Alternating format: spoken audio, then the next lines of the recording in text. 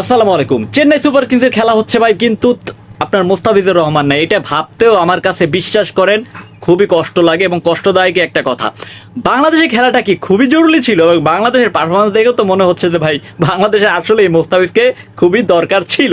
কারণটা হচ্ছে মোস্তাফিজ ছাড়া বাংলাদেশে ম্যাচ জিতে না, সেটা প্রমাণ হয়ে যাবে। এবং মোস্তাফিজকে এখানে না নিলেও হইতো, কারণটা হচ্ছে আপনার ঘুরিয়ে ফিরিয়ে সবাইকেই ম্যাচ খেলানো হচ্ছে।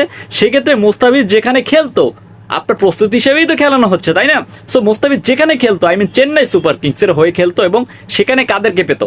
সেখানে কোচিং প্যানেল পেতো, ব্রাভোর মতো কোচিং প্যানেল, MS ধোনির মতো মেন্টর ক্যাপ্টেন এবং জাদেজার মতো অলরাউন্ডার, সুপারস্টার অলরাউন্ডার। সো আপনি ওরে এতটা ইম্পর্টেন্ট, আপনি কি এমন একটা ইম্পর্টেন্ট জিম্বাবুয়ে সিরিজ? আসলে বাংলাদেশ যেভাবে খেলতেছে সেভাবে জিম্বাবুয়ে সিরিজ এক ধরনের ইম্পর্টেন্ট হয়ে উঠেছে।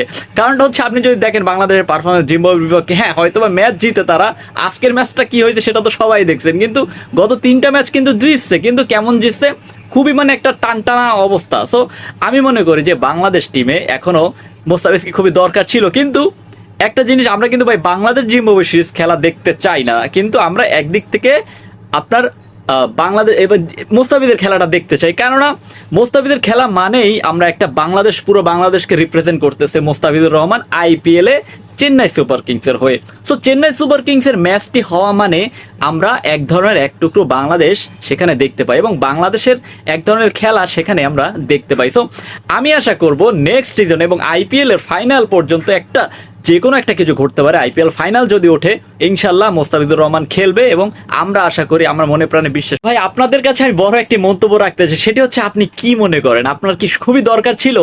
আপনি আপনার আপনার মূল্যবান পরামর্শটি দিন। আপনার ইম্পর্টেন্ট কোনটা, বাংলাদেশ নাকি জিম্বাবুয়ে নাকি IPL, কোনটা ইম্পর্টেন্ট আপনাদের কাছে? আমি মোস্তাফিজের কথা পরে বলতেছি, আপনাদের কাছে কোনটা ইম্পর্টেন্ট, জিম্বাবুয়ে সিরিজ নাকি IPL? আমি দুইটা উদাহরণ হিসেবে বলতেছি, কারণটা হচ্ছে জিম্বাবুয়ে সিরিজ অতটা ইম্পর্টেন্ট না, কারণ জিম্বাবুয়ে সিরিজ একটা অস্ট্রেলিয়ার টিম না।